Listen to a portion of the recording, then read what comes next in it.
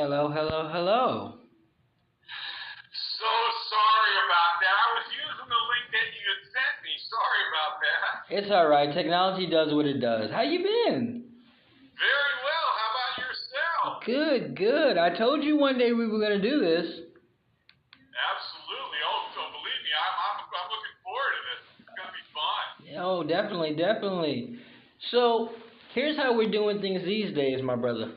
We are, as you Okay. see, face to face now. Okay, because the world needs to know who the fan family are. Absolutely. So let's do this. Before we get into this, for those who haven't heard your episode, tell everybody who you are, where you are, and what you do. Okay. So, and this is gonna sound unusual for people because nobody's ever heard this before, but I have solved the marriage problem. And so what I do is I teach couples how to create a lifelong marriage. This is brand new. What I do that's new, why this is able to work, is because I address marriages mentally and psychologically. And when you address it that way, it actually you can figure it out. When you address it the way the industry addresses it today, which is behavioral advice, it doesn't work. Because what Okay. the industry does today is they give behavioral advice. Behavioral advice does not work. But when you address marriages mentally and psychologically, you learn things. And when you learn these things on how two people are supposed to interact together, you can figure out how to make it successful. That's what I do. Okay. But now, who are you and where are you? Oh, yeah. Yeah, well, I'm in Florida. I'm down here in southeast Florida, south of West Palm and north of Fort Lauderdale and Delray Beach. Well, first of all, I was raised poor, like many of us. My dad was a cab driver. When I was 12 years old, I told my mom I wanted to be a Catholic priest when I was 12 years old. And then I discovered girls. So that old career path kind of got derailed. But exactly. It's funny, but it's actually quite honestly a great foundation for now what I'm about to tell you. And that's that I put myself through engineering school. I got an MBA, and I was the first semiconductor analyst on Wall Street to focus on the communications market. That was my claim to fame in the 90s. I Respect. have a very significant resume. And in the height of this market in 2000, it's actually a girl that I had known for a long time. We were in the same group of friends together about 8 years. But she always had a boyfriend, and I always had a girlfriend. But we were not together when we connected with each other. So we fell in love. Aw. Okay? Woman of my dreams. I was going to spend the rest of my life with this woman. It was a fantasy. It was a dream come true. I've been looking for this girl my whole life, and I was almost 40. And so we were going to spend the rest of our lives together, but we started fighting. Mm. And more importantly, when we went to the therapist, and I realized the therapist wasn't helping. The pain of that relationship, and in fact, I just thought about this weekend. So what I've done, so you know how Taylor Swift, when she breaks up with a guy, she writes a song about it, right? Right, right. A lot of singers do. Okay. That's what I'm doing, except nerds don't write songs, we write books. You know, I knew when you get. I knew when I saw you on the listing, I was like, "This is gonna be fun." Yeah, yeah, it's a great conversation. What I do works, and when people learn the concepts that I teach, I'm actually advancing the entire psychology industry. If you've never heard of Carl Jung was 19 years younger than Freud. Freud looked up to him so much he considered him not only his son or his heir apparent, but his son. And Jung disagreed with Freud's sexuality theory. In fact, he referred to it as the monotony of interpretation. And so they had their famous breakup in 1912. And because Jung disagrees with Freud, the industry followed Freud and basically have discarded Jung. One of my objectives is to introduce Jung to the masses. That's where I'm going with this. Because Jung figured this out. Jung figured out how the mind works, and we should be following Jung. We learn actually what goes on inside of us when we study Jung. We don't learn that when we study Freud. Okay, okay. Well, let's. Wow, that's a lot. That's deep. That's deep. But It's very deep. let. This is supposed to be a very deep conversation. We're talking about the person that you're supposed to commit the rest of your life with. This is something we need to understand. Absolutely, absolutely. But let's dig a little bit into Tim the person, shall we? Just a little bit. Okay, sure. So, what's been going on since your episode? Have you had any feedback from it? Did people talk with you? Well, you know what's really, let me explain to you what I'm doing now, because this is really where this is going. I have partnered with a guy by the name of Michael Silvers. Michael Silvers created the Peak Performance Coaching Program for T. Harv Eker, and his business partner is Mary Glorfield. Mary Glorfield was Tony Robbins' VP for 18 years. Wow. And they are my speaker coaches, and they are getting me prepared to speak on big stages. I'm taking this wide. Okay. My mission is to lower the divorce rate in this country. And so I can't do that one at a time. So I'm taking my message. Not to mention, this is the other big thing that's happened. If anybody's watching this, you go to Facebook and you search the marriage support group. The marriage support group. I actually now have one of the largest marriage groups on Facebook. I'm about to get to 21,000 members. Yes. Yes, that's what I'm talking about. Exactly. This group, I'm building a community of people looking for help. And one of the things that makes my group unique, and quite honestly, why it's been so successful, I belong to about 40 marriage groups. I'll let this story. I belong to about 40 marriage groups. I've been kicked out of about 12 marriage groups. So what somebody would do in these groups, and they would say, I'm having trouble with my marriage, and all I would respond, in fact, an autofill when I would respond, are you interested in learning how to make your marriage work? And that response would get you booted from groups because you learn that the group is for the benefit of the founder. And so when you get to marriage groups, if you're not benefiting the founder, you're not allowed to contribute to the group. So most marriage groups do not allow other marriage experts to join their group and contribute. That is different with my group. I have dozens and dozens of other marriage experts. I let them post their events. I let them participate in the conversation. And what I'm doing is I'm building a more productive dialogue. Most dialogues in those marriage groups is my spouse cheated on me, my spouse is leaving, and everybody else gangs up on the spouse, and it gets to be a bitch session. It's a slam the spouse session. We don't allow judgmental commentary in my group. Okay. It's supposed to be helpful for people to learn how to stay together. And those are two extreme examples, but I get about 70 posts a day in my group, and I get about 30 comments per post on average. It's a very, very interactive group. And so when somebody comes, look, my spouse and I are having trouble with this, I have posts in there that have 200 and 300 comments on them. Wow. People trying to help understand. So this community, the marriage support group, is an unbelievable community that I've developed. I'll be probably at 40,000 this time next year. I expect to double my member count in a year. I speak that on you, so I believe that you. Matter of fact, I charge you to get 50. I believe you'll have 50 next year. Probably. Because let me tell you. Let me tell you how we're gonna help you do that. You know your fan family already, so when you got something going on, we got it going on. Okay? Absolutely. I appreciate that. Since we've spoken, okay, your episode is over 600 listens. Really? Yeah. Oh, wow. Okay. Since we've spoken, your demographic has been between the 20s and the 35 group.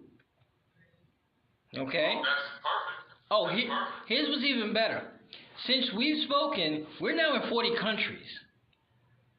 Oh, wow. We're now on 12 platforms. We're on Instagram. We're on TikTok. We're on YouTube. We have our own YouTube channel now. Okay? This is where this video and other videos are going. Okay? Well, you built this up. Congratulations. Thank you. That's awesome. Thank you. But no, you helped us do that because your episode and the other fan family is what did it. I didn't do this by myself. You guys helped us. You guys helped us. So here's how. Well, we're a community. We're a community, my friend. We're all trying to get some good things done. And that's a beautiful thing to do when you're trying to help people. And if people understand that, they should be drawn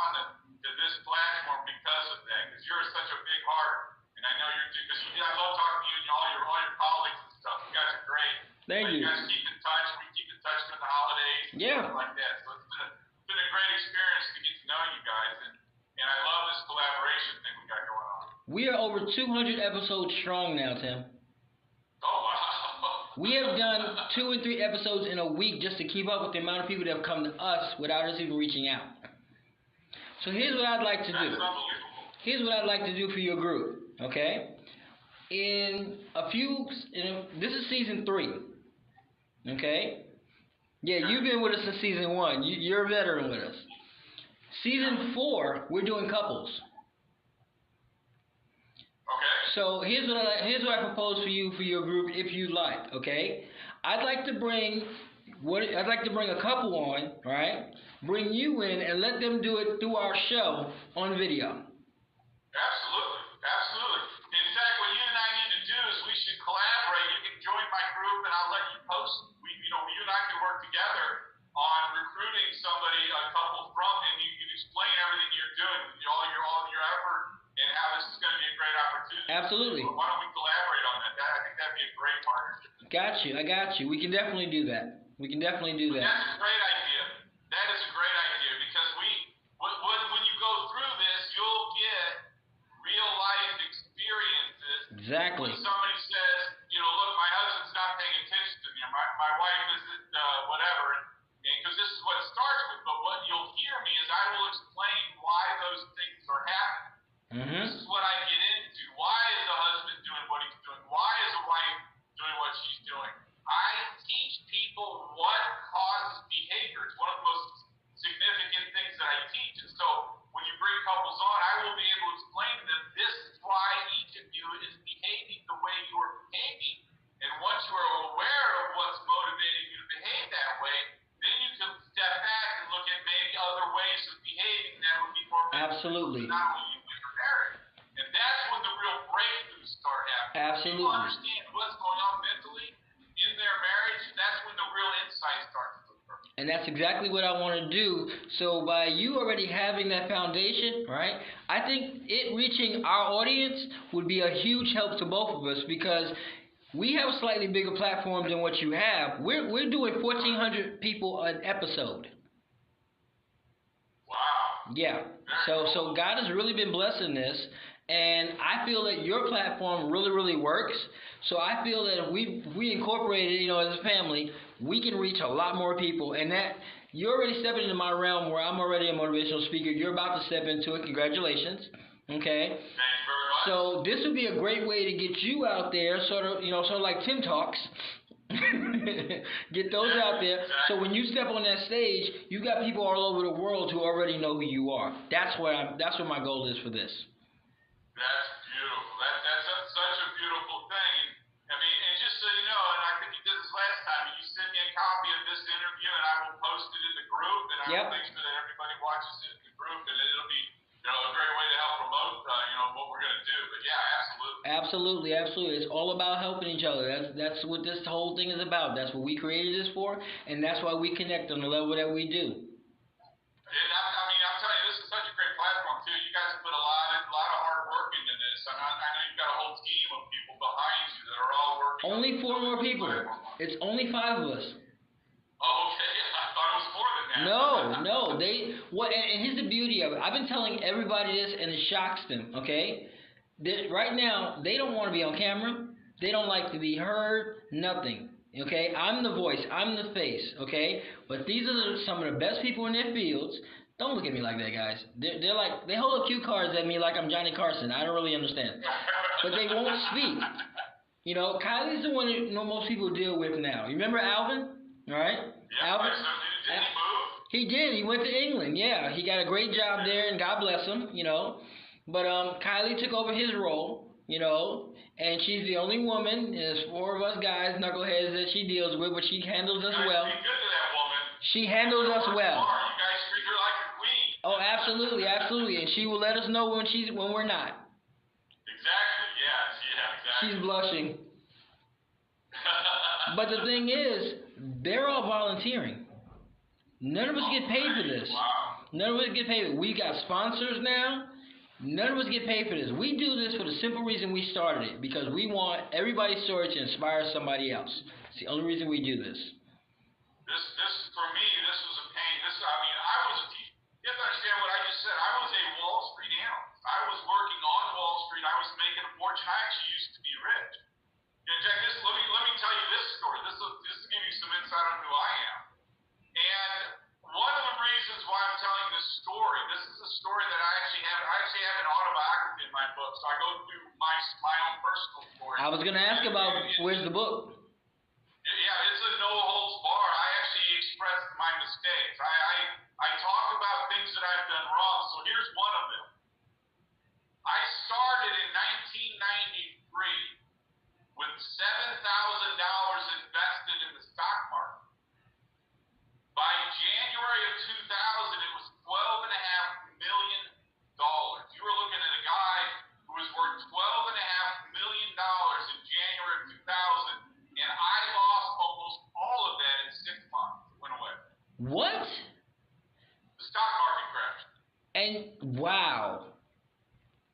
Yeah, the stock market crashed in 2000, and I was part of it. But I built it up when the market was rising. This is what happens. The market goes up, and it goes down. When it goes up, there's high flyers. I was at the very beginning of the internet age. I was investing in some of the earliest internet companies, and this time they were all flying high. They were all skyrocketing. Right. It was a euphoric time in the market. We were riding this, and I rode this wave, and then the wave ended. And then the market came crashing to earth. These internet companies went out of business. I was up $7 million on one stock, and that company is no longer even in business. Wow. I mean, they were an internet company. They were one of the first internet companies. What kept? This is the way capitalism works, but I screwed up. But what kept your mindset there? Because I mean, some people walked out of windows for stuff like that for less. Now, when I say that I was raised poor, I actually say that with a badge of honor. I say that with no reservations whatsoever on who I am as a human being. In fact, I'm actually glad that my parents were poor. When you learn about the way, because my psychological conversation actually starts with the parents. This is when you get into the influence of the parents and the child, when the child becomes an adult and marries, that's what comes to terms. That's what you get your understanding of. In fact, my parents were simple people. They never really gave us any guidance. I was actually raised as a blank sheet. I didn't have wealthy people. You have to break from the money chains when you are raised in a wealthy household in order for you to become your own person. I am the same person today that I was in 2000 and I was in 2001. I'm the same person today. I'm much more humble, obviously. I was the big canary in 2000, 99, 98, 99, 2000. Dude, and I'm saying nice words, but I thought I was the big kahuna. And then exactly. I stunk like I haven't. Oh, absolutely. But then I had this coming back to earth that has completely brought me to where I'm at today. It is allowing me to use that learning experience to teach other people. Okay. If we could be taught what it means to be humble, which is one of the goals, and just so you know, all that means is that you don't know everything.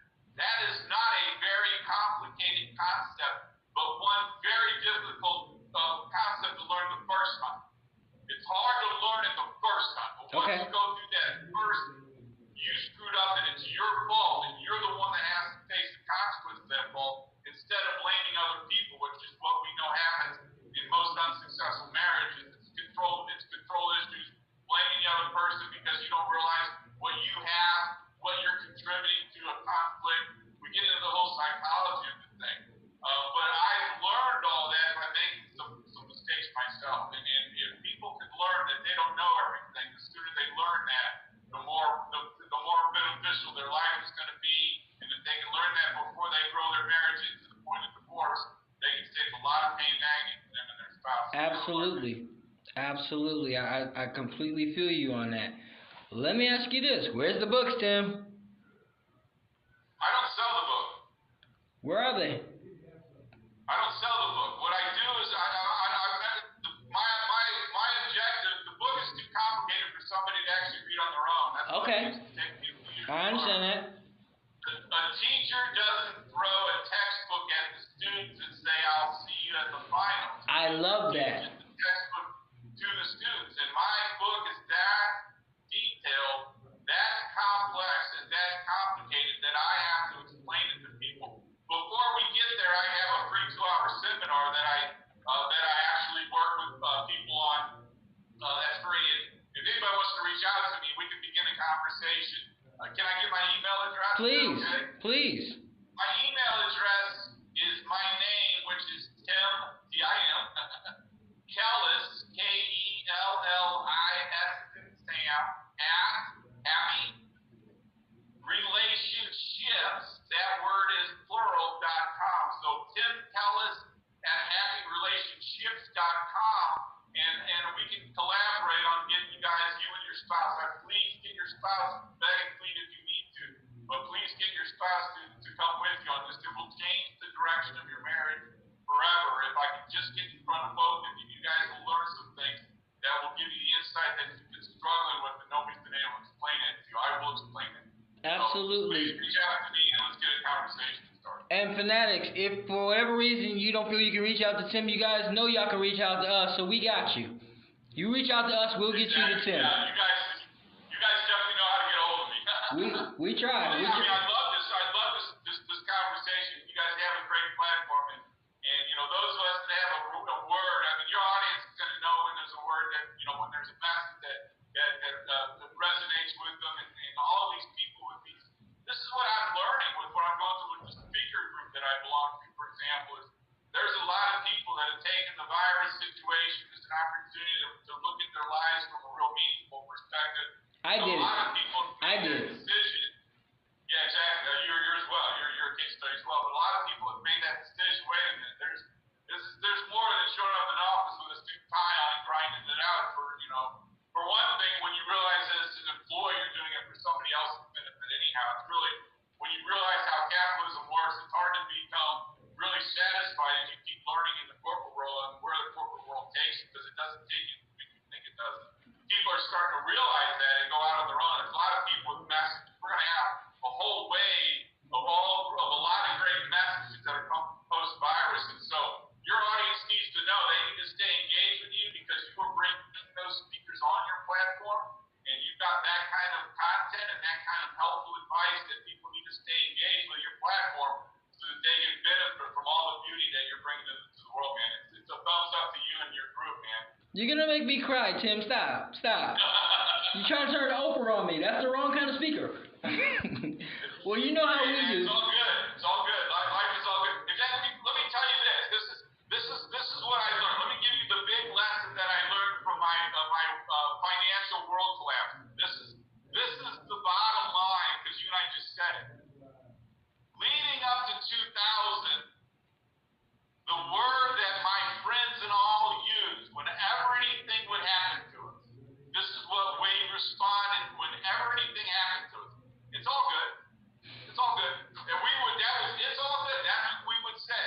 It's all good. It's all good. Something happened. Oh, it's all good. It's all good. Then 2000 hit. It wasn't good no more. And that phrase, it's all good, was changed to it is what it is.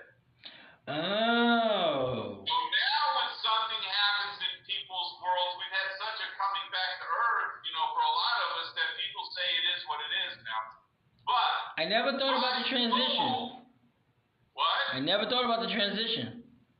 Exactly. But my goal is to get everybody back to saying what you and I just said, which is it's all good. It's all good. It's all good, my friend. It's all good, man. Right. Back up, let me tell you this story. This is funny. You'll like this. Do you know who Michael Shea is? I've heard the name.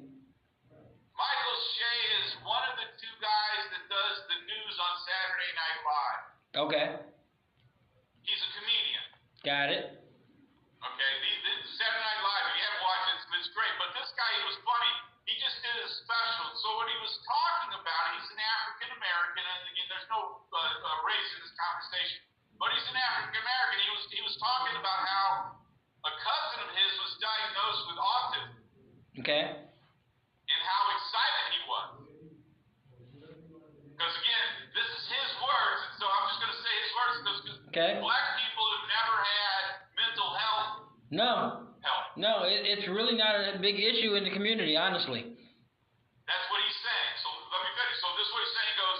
He goes, mental health is not something that the black community has access to. And the example he uses is when a white person goes and shoots up a classroom, it always talks about mental health. Right. But when a black person goes and does something like that, it's Yeah. it's because he's black, right? Or bad home life or something like that. But what he then says, he goes, the thing he's realized about depression is you have to have something to be depressed about. That means there has to be something that's good on the other side of it. And the joke that he uses, think about this. So two slaves are picking cotton in the middle of the day with the sun beating down on them. And Right. one of them looks over at the other and says, Mary Jo, you seem depressed. I get it. I like it. Can you imagine two slaves talking about how depressed they are? They have nothing better to look forward to. Wow. We have to understand that this whole thing, that depression is here. It's a mental experience. It's not a medical condition. This is the thing that is my motivation for doing this. The psychology industry still honestly believes in the biology theory, which states that our mental problems are biologically based. And that conclusion is not true. Okay. And my biggest objective with my mission is to get the general public to understand that what the general psychology industry is teaching us, this is why they give us behavior advice, is not true. Depression is a mental experience. It's when you think less of yourself. Right. It's because in what this guy is saying in a very humorous manner is, you know there's better out there. Right. That's why you are depressed, is because there's better out there. So what do you think would happen to your life if you were able to get over the fact that you think lowly of yourself? Most people suffer from low self-esteem. That's what I've discovered as I'm working with more and more people. Right. Is that most people suffer from low self-esteem. That is the problem, not depression. It's low self-esteem, and people are able to understand that. As I like to say, this awareness, this awakening stuff comes at a price, and that price is you have to give up your limitation. Okay. That is the price. You mentally have to give up. You have to give up those low self-esteem belief systems. This is what I deal with, this belief system. I can't wait to attack this. This is going to be good. Yeah, whatever the negative belief systems are, that's the source of your problem. And so now we know where to go. Where do those belief systems come from? And now you go back to the parents. It's something they've learned, and you got to forgive your parents. The only reason why I can do this, the only reason why I can stand in front of a single person and say I have solved the marriage problem is because I forgave my parents when I was 25 years old. Turns out we're supposed to be born twice. The first is obvious, biologically. The second is when we're supposed to be born into adulthood. The bar mitzvah, the bat mitzvah, the Jewish tradition, the first communion in the Christian tradition, even the quinceanera. I live in South Florida. We're in a Latino community. The quinceanera, and I'm probably mispronouncing it, but the quinceanera. Quinceañera. I'm Puerto Rican. It's quinceañera. Yeah, but those are all initiation ceremonies to initiate children into adulthood. Number one, it happens when we're too young, but those rituals have been lost to our society. By many people, yeah. Thanks to our reliance on the psychology industry. My mission is to change that. And we will. Let me tell you how we're going to do things. You know how we rock it, Tim. First and foremost, I got to thank you for taking the time to be with us because you are always a fireball, always a pleasure. My pleasure as well, my friend. I can't thank you enough for hey, applaud for your success. Thank you. Let's keep building together. We're both on a mission, and that yes, mission we are. is service and serve, and it's an unbelievably rewarding mission to be on, and I'm looking forward to our continued efforts together, my friend. Absolutely. I can't wait for that partnership to begin, and we will discuss that off camera. Secondly, as you know how we do, from the bottom of my heart, I want to say I am a fan. Thank you very much. I appreciate that. You be blessed. We'll talk soon. We will definitely talk soon. Thank you very much for your time. Bye-bye.